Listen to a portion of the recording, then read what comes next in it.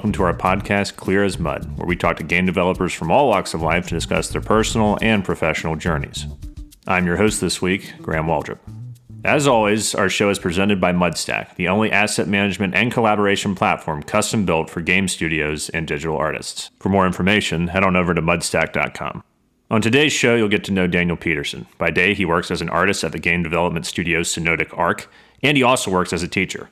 By night, he's developing what could be the next great iteration of the kart racer in Chaos Kart, with a small but hungry team looking to make their mark in the well-trodden genre. Our conversation focuses mainly on what separates Chaos Kart from other kart racers, how he's able to put in the time necessary to create his passion project, and tips and tricks on working with contractors. Without further ado, here's our interview with Daniel Peterson.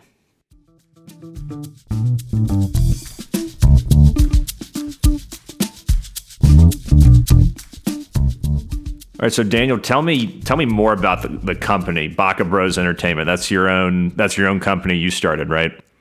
Yeah, so I started Baka Bros Entertainment in 2019. I had a few good ideas for games, or at least the games I thought were good ideas. But yeah, so I finally figured out how to do the whole business thing and start an LLC. At the time, I was still in Utah, going through the game art program and everything. So it was kind of weird timing. I really wanted to do my own thing, but I was still going through the whole college program, and so it kind of stifled me at the same time I started it. But yeah, I really wanted to make my own games, and I knew that for a while before then, and I just didn't know how to do a business. I started it initially not wanting to take myself too seriously. Baka in general just means foolish or stupid in Japanese, and I was like, okay, I want to have something that rolls off the tongue well and is it kind of doesn't take itself so seriously. So anyway, I had this idea for a game called Chaos Kart, and Chaos Kart is a kind of a hybrid between something like Mario Kart and Overwatch. I really wanted to pull away from the idea of item systems like Mario Kart has, where no matter what character you choose, it's always going to be pretty much the same experience other than maybe the weight or acceleration difference, and really have that unique hero style, everyone has their own style of fighting. Right. Yeah, it reminded me when I was looking at videos of it. It reminded me of a fighting game with cars kind of thing, but you're racing. I don't know if are you familiar at all with Twisted Metal? Oh yeah. That's something. I mean, that actually kind of got me into playing video games seriously. And when I played that, I was 7 or 8 years old. Especially Twisted Metal 2. I was like, oh my god, this is what have I been missing out on my whole life?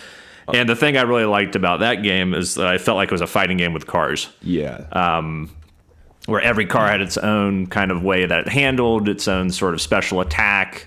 Some cars were fast, some cars were big tanks that you could run people over with. Some you had to just juke and jive, and that was the one thing I really liked about Chaos Kart that I can tell so far because it's not out yet. But I was like, man, this reminds me of Twisted Metal racing in a way, with how everything's set up without an item system, which I think is a really good move because it feels like every kart racer that you play, be it Mario Kart, obviously has the vice grip over that genre, and everything's kind of derivative from that because of how great that franchise has been. But it doesn't seem like a lot of developers really do a ton to really separate themselves from Mario Kart to the point where it's they're always going to be compared to Mario Kart. Whereas your game, even though it does share those similarities, how could it not as a kart racer?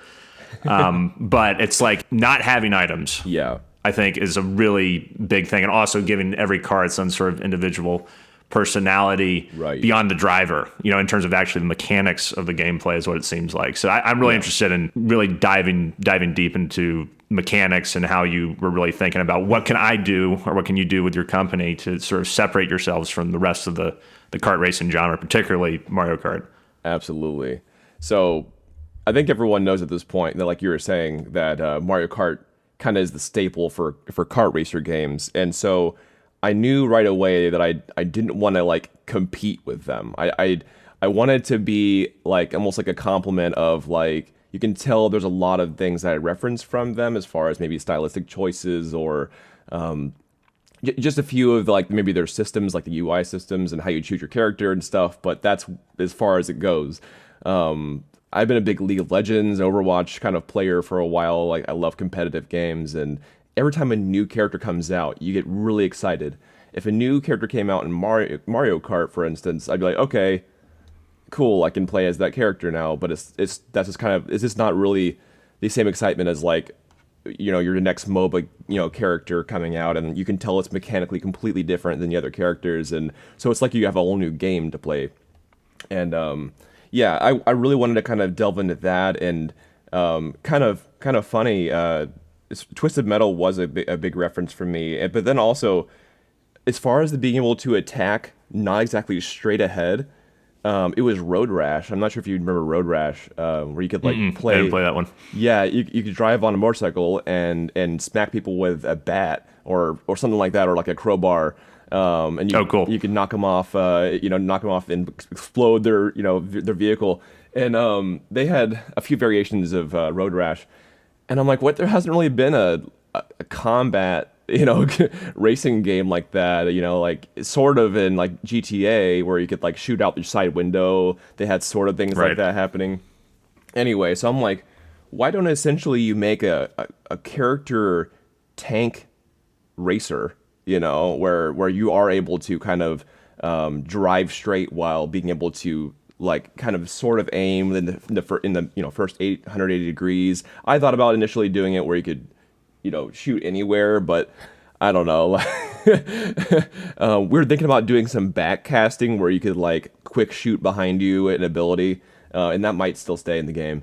Yeah, I think that would be cool. Like, not to tell you how to develop your game, but it's also like, if I can shoot ahead, why couldn't I shoot behind or attack behind? Especially when people are coming up on me if I'm winning. Totally, yeah. And I think that's probably the play we're gonna do is like 180 degrees in front of you, and then so like 90 and negative 90, and then straight back casting. So as long as it's not an ability that could boost you, so you're not getting extra like speed boosts.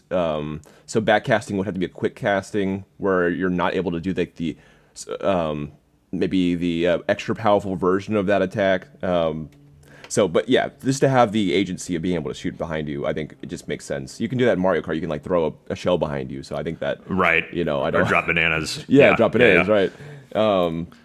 But yeah, I really wanted. I was like, there's nothing that does this. And MOBAs have a good streak of staying on top of the competitive gaming poll and everything. Like it was like Halo and then like the past like over 10 years now, League of Legends has been on top for quite a while, and I really wanted to kind of merge those, like my childhood like love of Mario Kart with my new love of like MOBAs, and just really have something different that's like, okay, you're racing, but you're also like destroying, your enemy racers, and another way to kind of push away from the norm was to having a team-based element. I really want this game to be either a 4v4 or a 5v5, similar. So there's no like free for all. There could be like a quick mode, but I would love it to if like the Grand Prix equivalent was a team versus team element. Right. So that's interesting. So and I'm not familiar with racing, like you just mentioned Grand Prix. Like I have no idea how like team racing works outside of like the Olympics when they pass the baton to each other and like in track and field. So how would that work in terms of you're racing, you're destroying, you're trying to destroy the other team's cars while also trying to win the race. But how does that all work? Is it a thing where like if you destroy someone's car on the other team, are they out for the entire round, or are they able to come back, or how does that work? Initially, I wanted it to be that harsh. Like if you can imagine something like Fortnite, where if you destroy a racer, they're completely out of the game. Right. And basically you could win by default by destroying all the other racers. But then I was like, I think it'd be a lot more appealing and a lot more fun for people, especially if you're playing with your friends and you don't want to just be out for a whole race and stuff like that. Because a Grand Prix is essentially like Mario Kart, like 4 races back to back. And right, like that. Yeah. And so if you were out on like race 1 and your buddies are like there the entire time. You're going to be sitting there for a while, just like wanting to play the game and watching them play the game. So would you be out for like the first race? Like if you get knocked out the first race, would you come back in the second? That's what we were going to do to make it just more appealing for people. We have it to where it's a respawn system. So like you'll respawn kind of in the air actually. So like sort of like where you exploded from or where you like fell off the track and everything. You'll actually spawn in the air so you can like slam down on the track. And so that's kind of like our version of invincibility, where like when you respawn in Mario Kart, you have like kind of ghost invincibility frames. For us, it's just like you land. And so you're away from everyone for a second, and then you can kind of like plan your landing and try to like knock someone off with a landing. But so yeah, basically if you die or explode, you'll just quick respawn, and that team will get points for that KO. So kind of like Smash Bros in a way. So yeah, like if you like launch someone off the track and they explode, then you're gonna get like KO points on your team. So there's like an extra element with the KO points and trying to win the race as well. Exactly. So how does that all add up in terms of like winning the overall, I guess, Grand Prix? Yeah, kind of the way I thought about it was, say if someone is in second place and someone is in third place, but second place got no kills and third place got 3 kills. Well, in that situation, the person with more KOs or the team with more KOs might actually take over that spot. And so like KOs, like maybe like 3 or 4 equivalent could take up the next spot, even if you won the race. So that kind of incentivizes basically combat in the game, is that combat actually will gain you a lot of points. And if you just race, you'll get a lot of points for your team and everything, but like you won't get any KO points, you won't get any like assist points. So yeah, at the end of each like track, we're trying to like add it all up, kind of like a Smash Bros game where, okay, you got this many KOs, style points, or whatever, your racing points, and then you have your individual score, and then you have your team score, and so you're trying to make your team win by the end of the Grand Prix, but you can still see if like you won personally first, but you got, your team didn't win. At least you were good, even though, Right. So, yeah, it's kind of like a conglomerate of those different elements of like, okay, I can be a really good brawler, or I can just go in for the race, and they'll both do well. So right, yeah, cool. Yeah, that's interesting, blending that many genres together. But I also think it must be a little daunting because you don't really have a roadmap for that, that many different elements coming together. There's not really, at least off the top of my head, that many games that try and do something like that. Yeah.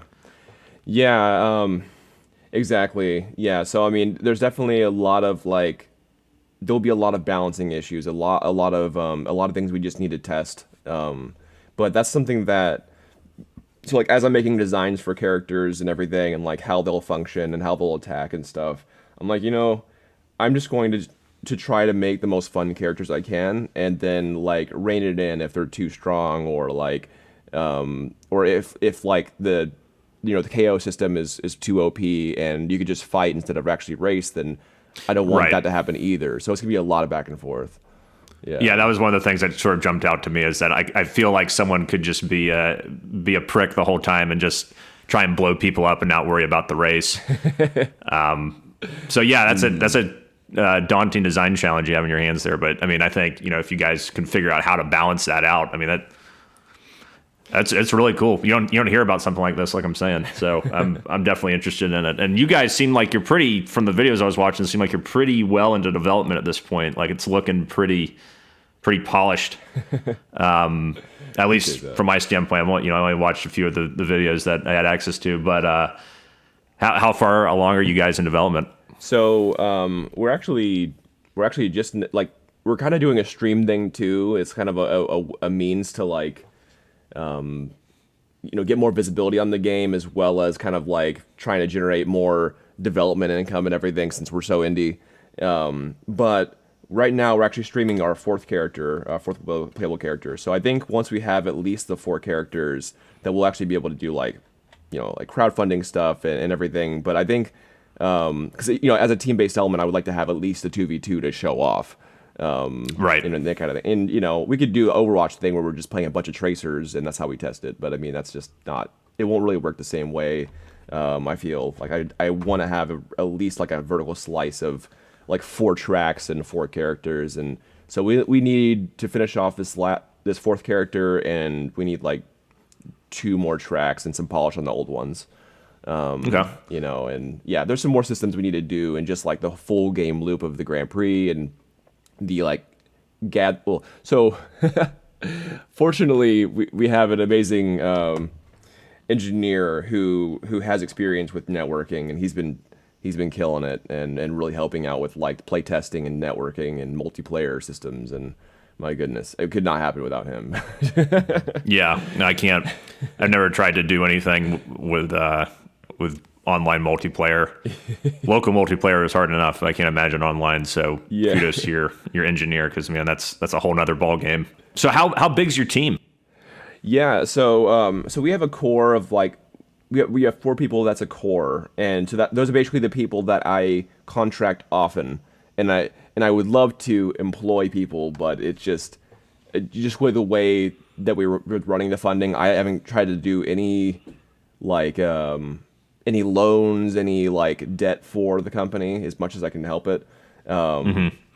So yeah, we have 4 that are my primary go-to, and then we have like a pool of talent that I contact as needed. And we have like a development Discord that like I like hit people up and say, hey, who's available, and try to have like 2 or 3 people per like pipeline thing. So I have a couple of audio guys, a couple, you know, I have a bunch of voice actors and voice actresses, kind of like, yeah. So it's kind of like, yeah, I would say about 4 of us. That's like right, but especially in a contractor situation, that can be very fluid. Yeah. You know, a lot of people are just happy for the work, and so that's what I noticed is a lot of people just love having side work and love being acknowledged that, you know, they have a talent or skill set that someone needs and everything. And I would love to, you know, again, I would love to employ people. I just haven't had the funds to do so, you know. Yeah. So, but I mean, still, so are you just sort of pulling from your own bank account? As you said, you're not really trying to take on any loans or debt or anything. This is just totally passion thing, and you're just putting yourself out there. It seems like it is, and that's why I'm trying to like make sustainable systems. Like if I stream enough on YouTube, becoming an affiliate and making YouTube money and all that stuff. Just like any kind of way I can become sustainable, without the risk of just like, oh, I pulled out this $100,000 loan, and I also am not finished with the development, so I guess I need to start paying that back now. And you know, so yeah, I basically make it sustainable right now with so I have my core job. It's Synodic Arc, as another indie company that I work for full time during the day, and I'm art lead with that company, and and then I also teach at a nearby. So I'm in Washington State, and I teach at a university here, and that really helps me afford contractors as well. And I've sold some Udemy tutorials and everything like that, so that's bringing in, you know, generating income as well. I have like 2,000 students, and there's a bunch of different ways I'm trying to like use development or like game art, so I'm not like just like hustling and doing a lift or something, you know, right. but still be able to like make money and generate income to like contract these people out. And so I think I probably throw about half my income at development, or had for a couple of years now. Yeah. I mean, that's inspirational right there. You're doing 2 different other jobs to fund your passion for this company and this game. I mean, that's tremendous. The more I've seen and heard about old game developers, they are trying to make games for themselves. That, you know, like back when like games wasn't really a prevalent thing, they just wanted to have fun and make cool stuff. And I feel like that's kind of where I wanted to be. Is like, I think it'll market well, but I would play the crap out of this kind of game, you know, this kind of mixture of mediums, and the polish comes from having a solid team. Like I'm very blessed to have these developers around me, and yeah, I'm, you know, I found some people, you know, locally wherever I was in Utah or Washington, and made some cool networks through school, and so there's just, you know, a bunch of different ways. And I also have contracted professionals like senior artists or senior animators from Wildworks and the Squanch Games, even for the Rick and Morty franchise. Oh, cool. And yeah. Sometimes if you just hit people up on LinkedIn, they're down for extra work. Yeah. So And I think too, I mean, working your day job and also working as a teacher, you probably also come across a number of people that you might want to hire as a contractor too, potentially a student or a colleague. absolutely. I feel like everyone is worth being paid for their work, and so I've been wary about like say like unpaid internships and stuff that people do. And I'm not bashing on that. I think that it's great. It's great to have experience, but yeah, I have found I have like scouted some talent from me teaching and everything, and yeah, just in general. Building up network and everything through school. I'm like, I've contracted multiple of my peers from school. It's kind of funny. Yeah. Yeah. Well, I think that's great too, because like, you obviously want to make games. You're doing that as your day job, and you're doing that teaching, and you're doing that with the thing you want to do. So I mean, you're staying in that world. I know a lot of people who have a passion for something, but they do something else by day, and then it's like, oh man, I'm worn out from this from my day job, and I haven't put enough time into my passion side hustle or my passion project. But you're staying in it, which I think is a really great way to do it. Yeah, I'm trying my best. I love teaching and helping people, and so I think in a way, from what you're saying, that like. Unfortunately, a ton of people that I know are in that same boat where they have a side hustle, or even their main job is not related to what they would love to do, and I find that super unfortunate. And I did that for a little while. Even when I was in school, I worked 2 jobs, and it was I don't suggest that, by the way. I don't yeah, I was just really wanting to make this game, so but yeah, they weren't related to what I wanted to do, and I noticed that. Even working a little part-time job on something that's unrelated to my passion, I was way more exhausted than working a full shift of what I love doing. It just doesn't make me that tired when I'm passionate about what I'm working on, or games and entertainment, So Yeah. yeah. Yeah. So tell me more about working with contractors and what that's like. So yeah, when I first started, I actually was trying to do the old school thing of outsourcing to a different country to save on costs. Yeah. And I struggled hard, and I also got gypped a few times. Just like the communication gap, you don't really get what you want a lot of times. So you might think you're saving money, but you usually aren't. And I'm not. There are a lot of great talent abroad, absolutely. And if you can communicate with them well, and you can be awake at midnight during their schedule when they want to contact you, then, then go for it for sure. As a primary English speaker and everything, that didn't work for me. And I gave it a shot, and, had some wonderful experiences and had some bad experiences and stuff. So I felt that with at least my style of contracting and communication, I really needed to be during the day. So I'm not burning 2 candles, at night and during the day. So yeah, at first I tried the international thing. That I would say I would do it again if I found the right company to contract. But yeah, ultimately, I liked working domestically mostly for time's sake and communication's sake. And I like the idea of contracting because you kind of get what you pay for in a way.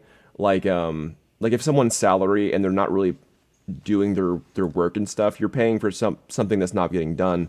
And as someone who's like kind of more of a guerrilla warfare tactics of like financing a game, you kind of every dollar counts, right? Like, right.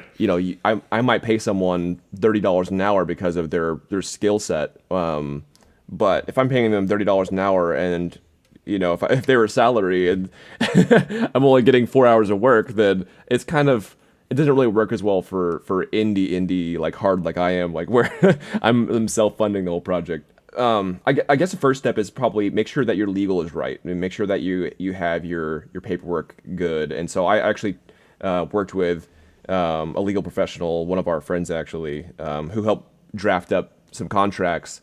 That's first and foremost for sure. And so if you have good contracts and you have good communication, I find a lot of my talent over Twitter and LinkedIn, if I don't find them locally. And yeah, so especially like voice actors and a lot of talent are on Twitter. They're constantly posting their stuff and like what they're up to, and so it's very easy to find some amazing actors and talent there, and even localization efforts and stuff like that. So international, voice actors, and Discord is wonderful too. Finding people on Discord and the wanted sections. So yeah, that's kind of how I like find people, and but yeah, I pretty much just like, hey, I'm raw with them. I'm like, hey, I'm self-funding this game. Here's kind of what we have so far, and like if you're willing to work with me, then I can, I usually ask them their going rate, and if I like their work enough, I'll just pay them whatever they pretty much ask for, as long as I can handle it. I'm like, okay, well, if I'm going to work with you, I kind of have to, like, this is my budget for this kind of work. I'm also contracting animation. I'm contracting like engineering, and so I only have like $400 for this month for, say, like rigging or something, like rigging up characters. And so yeah, whatever your hourly rate is, I just can't push past that. Push past the $400, and so that's kind of how I run it, I guess. Yeah, no, I think that's good though, because like if I was if I was in that situation and I know the budget that a potential employer has to work with, that helps me make a decision. It also tells me that you have your shit together. You're not just like unclear answer, ambiguous answer. It's like that sounds like it's very clear, which speaks well to what you're trying to do. Yeah, absolutely. Like the lead animator, lead animator at WildWorks, who helps me out with some animation and rigging right now. They're around $35 an hour, which for me is quite a bit to pay out. But as long as you say this is my budget, then and they abide by that and don't go over and all that kind of stuff, then there's no problem. Like, I don't have to say no, that's too much. I'm like, okay, this is my stopping point. Right.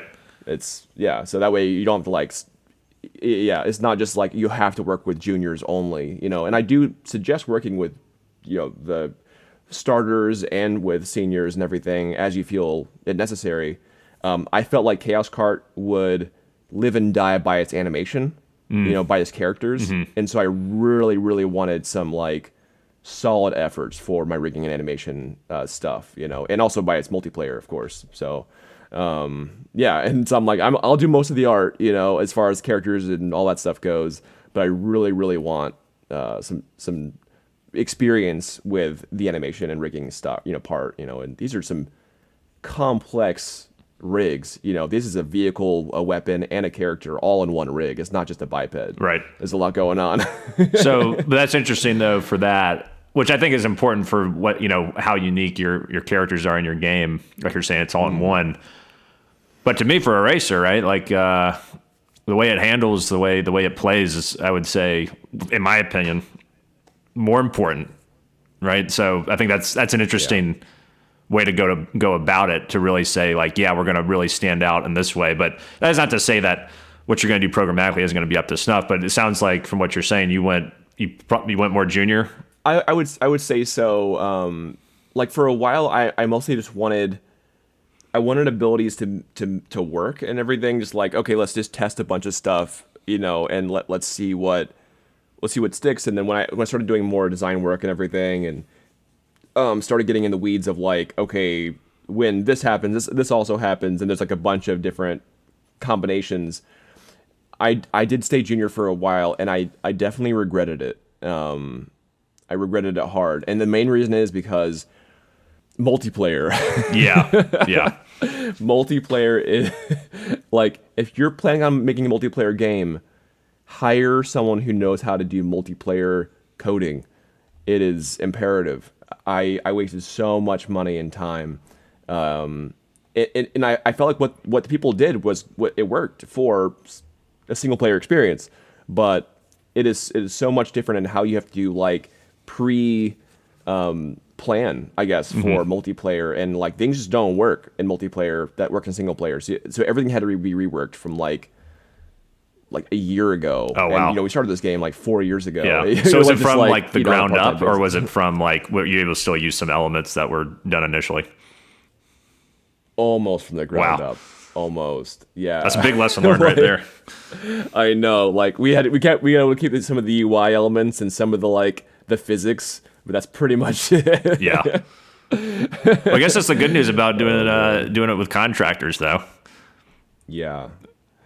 Yeah, exactly. If I had an employee that just didn't know how to they didn't know how to do multiplayer, I'd like I don't know what to tell you, man. Right. You know? Right. Oh well. Yeah. But now it sounds like you have a good core four in place that are sort of riding with you, maybe to the finish line. I hope so.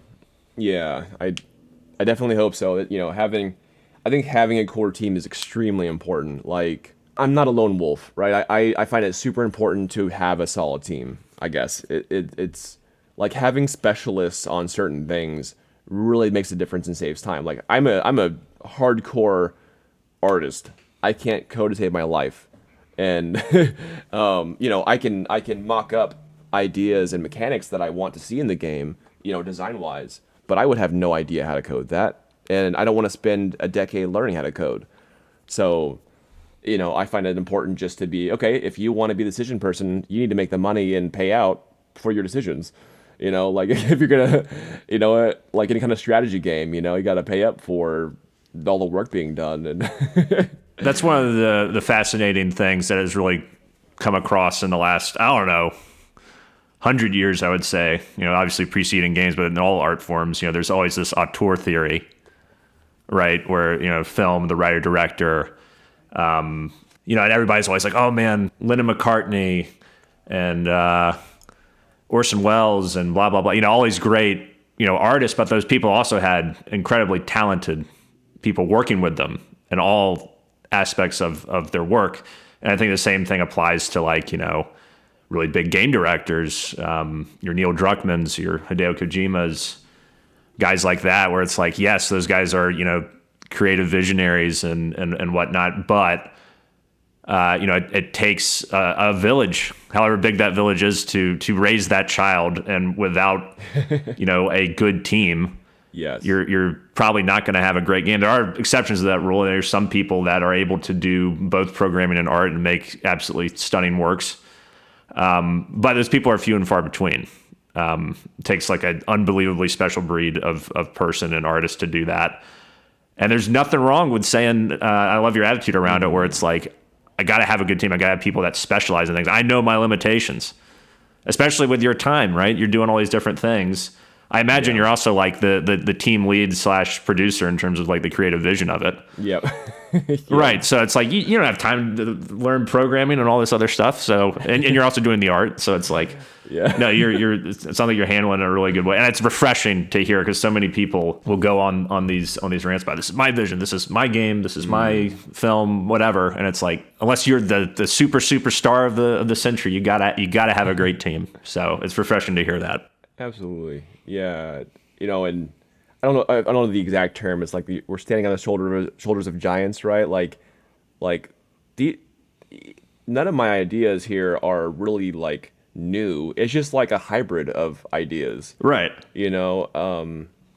Like I guess I kind of see it as like all this stuff is a group effort from the OGs in game development and everything to my kind of ragtag team that we're kind of making and everything. And I just kind of see it as like I want to give opportunities, and I think it's probably a big reason I started Baka Bros was because I wanted to make my own games, yes, but I wanted to like give other creative people opportunities to work and to feel acknowledged and stuff like that. I think it's really hard in the game industry to like get a spot.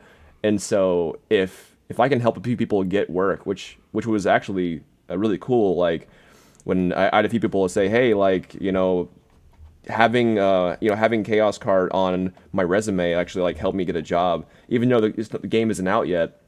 People can see what it's about, and they can wishlist it on Steam, and like, yeah, I worked in this mechanic and we have footage of that mechanic, and that helped me get a job. Like, that's dope. I love that. Yeah, that's gotta be super rewarding, and yeah, that's a testament to the project you're working on too. So, and I imagine a lot of the people that have worked in the game have introduced ideas or done things that you never even thought about.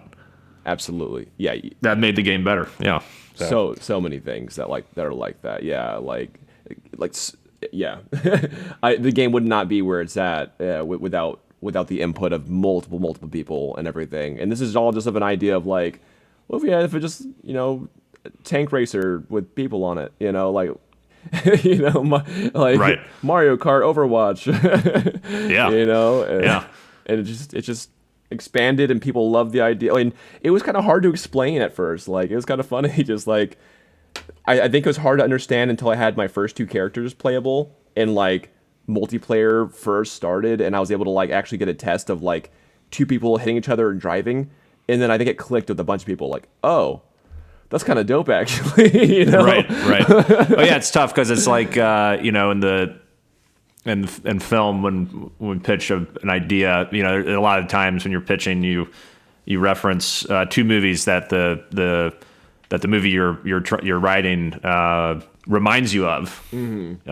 Goodfellas meets Pretty Woman, which would be a very odd movie indeed. But like Mario Kart meets Overwatch would be kind of similar to that, where it's like, what the hell are you talking about? And then when you actually see it, it's like, oh, yeah, that could work. Yeah, that's the hope.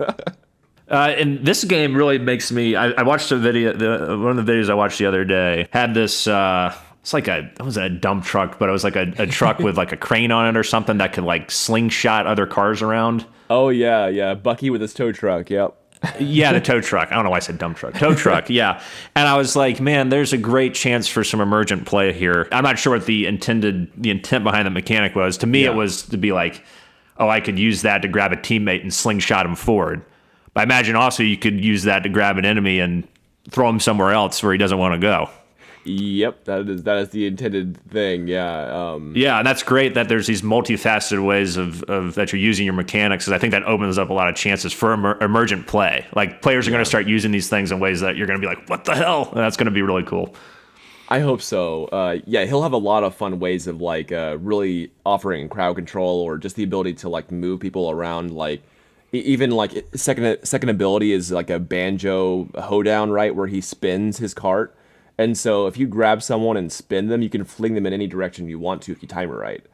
Yeah, and so, that's awesome. Yeah. That's very Twisted Metal. That reminds me of the newest one, the PlayStation 3 one that came out. There was like a helicopter that had a magnet, and you could like pick up like a teammate and then like, have both of you shooting from the air, while you're carrying your teammate. Or you could, you can pull someone out that's about to die and fly them to safety. Or you could also grab an enemy and drop them off a rooftop or something. So that's really cool. That reminds me, that's very Twisted Metal. I have to play this game when it comes out for sure. I appreciate that. Yeah. Yeah, we'll definitely have a lot more play tests, especially when we have our 4 first cast, like our first like roster and everything, and we get everything running a little smoothly. Like multiplayer has been a challenge, but I think we're almost there as far as gameplay goes. Like, yeah. It's coming a long way. Are you guys going to have, I know it's Steam, you're going to try and get it on any other platforms and consoles or anything like that? Yeah, so somewhat ironically, we're actually going to be going through Epic soon. Oh, cool. So yeah, we had it through Steam currently, and I think that helps with some visibility and everything. And I'm sure we still will sell it on Steam. But our core thing is like, if we can get it through the Epic Store, and Epic's multiplayer systems allow for cross-platform, which is the big reason why I wanted to do this. And so, yeah, we're hoping for PS5, PS5, PC.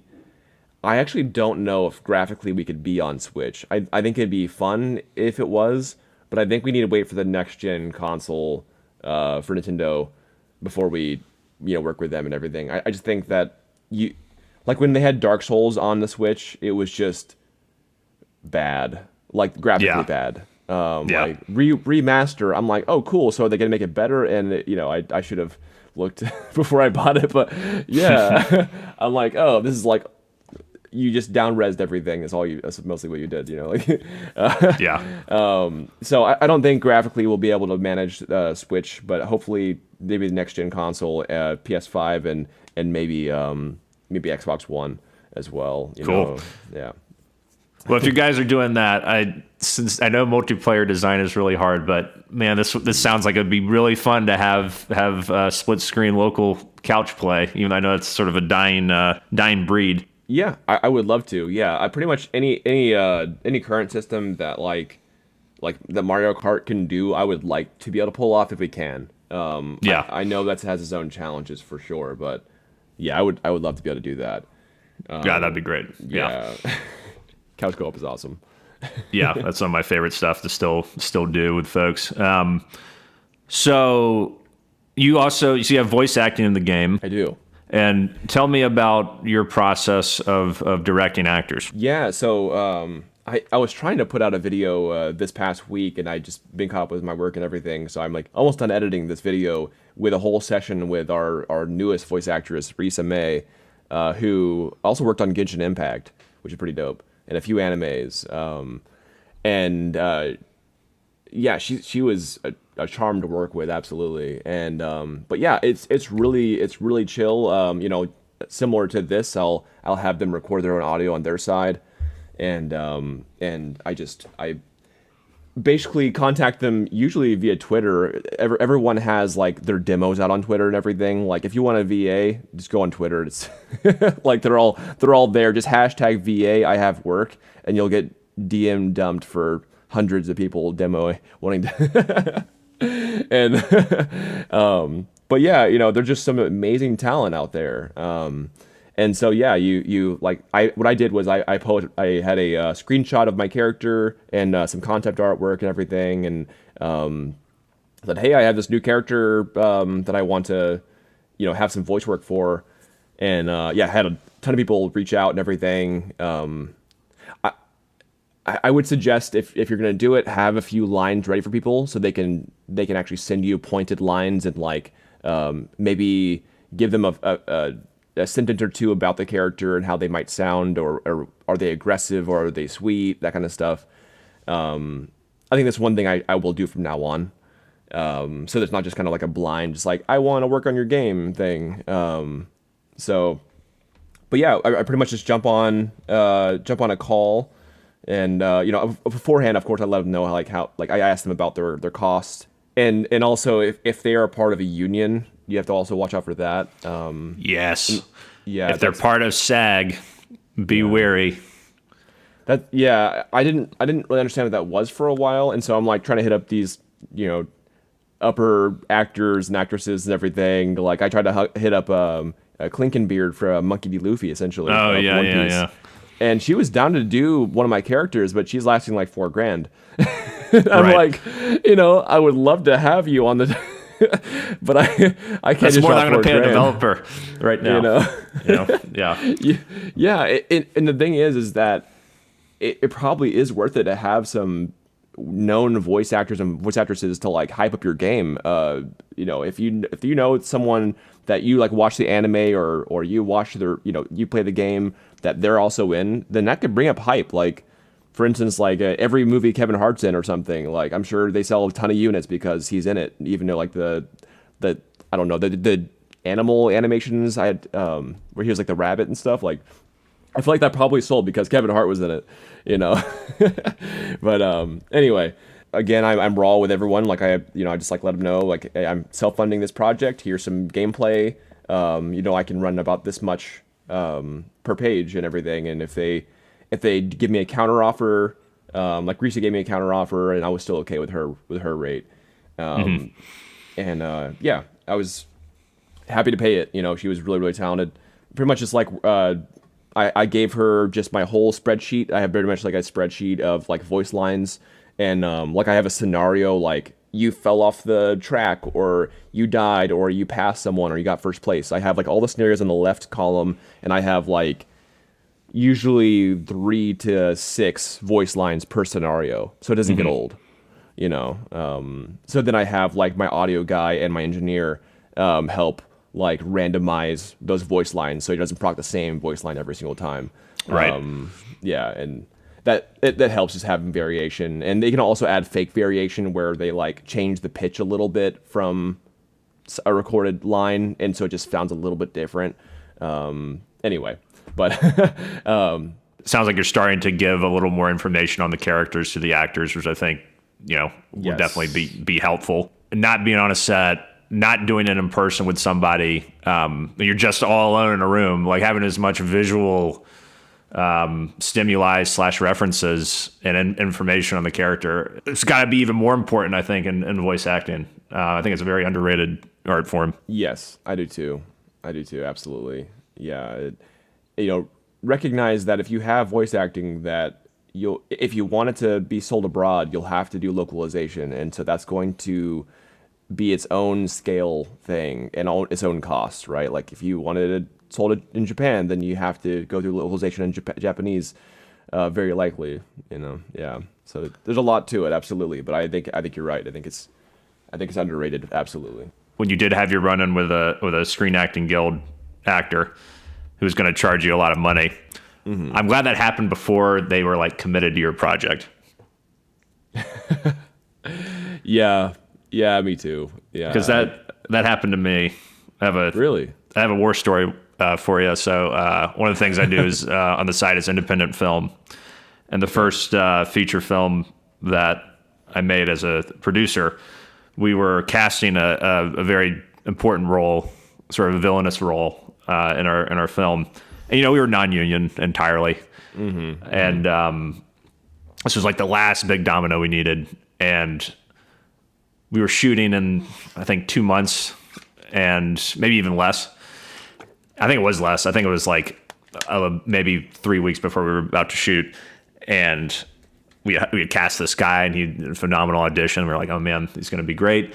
And then we find out, like, right when he's about to sign the paperwork, he's like, oh, yeah, and then, there'll be SAG fees and stuff like that. And you're like, wait a minute. Oh.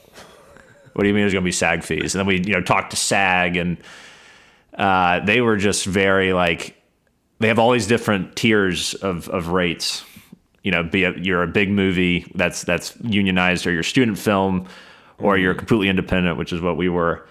And, like, it was going to wind up being like a good amount of our budget was going to go to this one actor. It wasn't even like one of the main characters. He was a big character, but it wasn't like the protagonist or anything. Right. And so it just got to the point where we had to recast, and it worked out, but it was scary.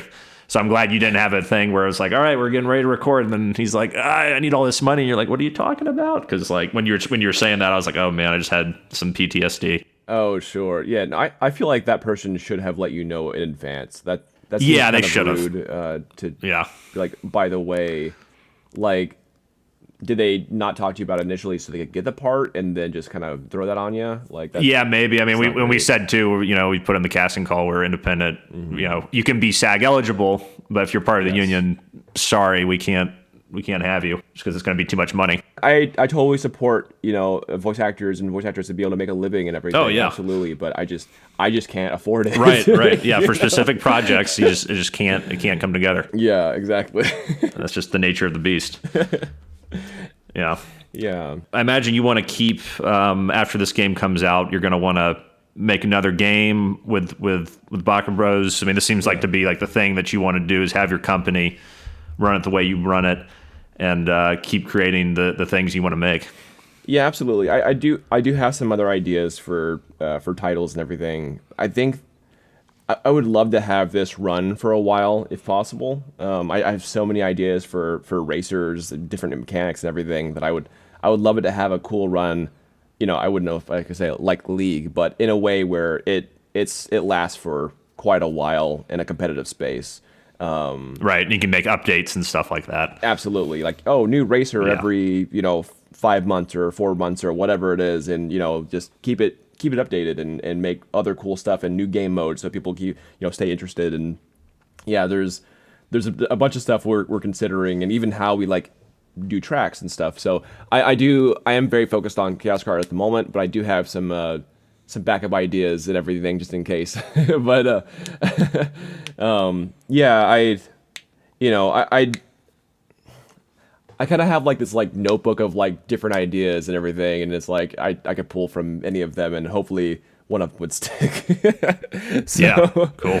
Yeah, but I am so focused on just the day to day, and like if I'm not working in my day job, I'm setting up Jira tasks, or I'm communicating, or I'm making models. It's it's everything. It's all my day. What if I can, I spend some time with my wife. Right. Yeah. I was about to ask. It's like, yeah, what time do you have for your personal life? I do purposely set aside some time for that. I hate that it feels so scheduled, but it's unfortunate that to be passionate, you can't always stay balanced. Yeah. Well, she's a keeper, man. If she's putting up with all this. Oh, she is. She definitely is. Oh, one thing I wanted to ask you about that I meant to ask earlier. Yeah. What's your level design philosophy for this game? Because I find that kart racers, sometimes it can be frustrating when you have too many obstacles going on. I'm like trying to pay attention to, I'm going so fast, I'm trying to use items, and then something comes out of nowhere. And, those things in Mario Kart, I can't remember the names, but the big stones, that come down and stuff like that. So what's it like? Do you have a lot of obstacles? Is it pretty open? What's going on in your environments, your levels? Yeah, so we've actually had a lot of discussions about this recently, and we're trying to do some fun blockouts for it. So we have some pretty unique ideas for tracks, so that other characters and like your enemies will be your main obstacles. Like I do have some ideas for obstacles, like for instance, like we have a castle level and then we want to have like raining arrows from archers, coming at you and everything. But you can see like red spots, so you can avoid the red spots and kind of like that. So you can kind of know where they're gonna land. So those are like precursors. And I think everything that you would be an obstacle in the track would have like precursors of like, okay, you know where it's gonna land or it's gonna hit. So we have a lot of ideas for what could be an obstacle. Including like ice and like water that can like slow you and everything, just like with the Mario game. We have the idea of having the rough terrain on the sides, where you're slowed like 20% or whatever. But if you're a heavier character or a flyer character, because we have like our broomstick mage, and we'll have like a ethereal pirate, character who's floating, then you're not affected the same way by rough terrain. So some characters will be different, but they might have like reduced like agility, for instance, or they might fly further to get hit because they're flying. Well, yeah, this is going to be fascinating because you have so much more going on than your average Mario Kart or Mario Kart ripoff. You got team. I mean, not that Mario Kart doesn't have teams, but you got team play. You got all these really in-depth mechanics with all these different cars, and all the cars are so individualized. And then you got, the whole thing where you're doing, knockout points, trying to win the race. Mm-hmm. And then how you put that all in an environment to make that work. That's a challenge, man. You're biting off a lot off the prime rib there.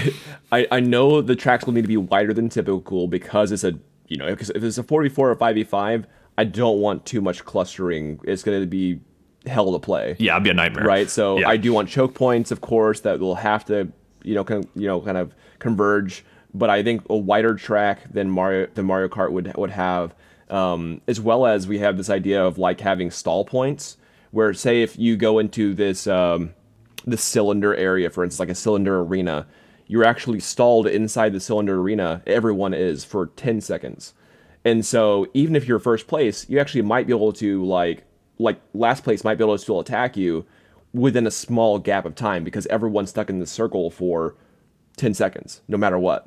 And then, of course, you're released, after 10 seconds. But there might be like 3-second time frame where last place can still try to damage first place. And yeah, so we're considering like actual like super unique tracks like that and seeing how it plays. And if it's not, then it's not. But it sounds like that would take some skill. You're not blue shelling people to death. Yeah. I hate blue shell. Of course. I really do. And we had alternate ones where like, okay, what if like you drive all the way up to the hill and come back down the hill, for instance, of like, so you're actually backtracking on the same track. And so when you converge, like if someone is behind you and you're making a loop around the end and then coming back, will there be like converged fighting then as well, right? So like if you're coming back around the same track, but you have to like hit this totem or you have to like pass a certain line at the end to like start returning. So then you're on the same track, and will there be like fighting then? So we're gonna do a lot of testing and to see what's fun and what's different. I don't want this to be like your very, very average kart racer in any circumstance, but we probably will have a few more typical levels. That's oh sure, yeah, long form. That's just going to be cool to see all those elements come together and how you guys figure that one out. Yeah, absolutely. Well, Daniel, it's been awesome having you on the show. Thanks for coming on. Tell the fine people out there where they can find you and find out more information about Chaos Kart. Sure thing. Yeah, thank you for having me. So yeah, you can find Chaos Kart currently on Steam. Also, if you look up Baka Bros on Twitter or YouTube, we're pretty prevalent on there. We're doing game development and tutorials on those areas, and pretty much just like recording our development for the game. And hopefully eventually you'll see our stuff on stores near you. You know. Cool. Well, Daniel, thanks again. I'd say take it easy, but that sounds impossible what you're trying to pull off here. So I will just say best of luck with development and keep kicking ass, and look forward to seeing Chaos Kart on the Steam store. Thank you, Graham. Thank you for having me. Appreciate it. All right, and that's our interview with Daniel Peterson. We want to thank Daniel again for being our guest this week. Find out more about Chaos Kart at BakaBrosEntertainment.com. That's BAKA Entertainment.com. All right, and find out more about Mudstack at mudstack.com, where you'll find links to our Twitter, LinkedIn, and where you can join our Discord. I want to thank you all again for joining us this week. We will see you next time on Clear as Mud.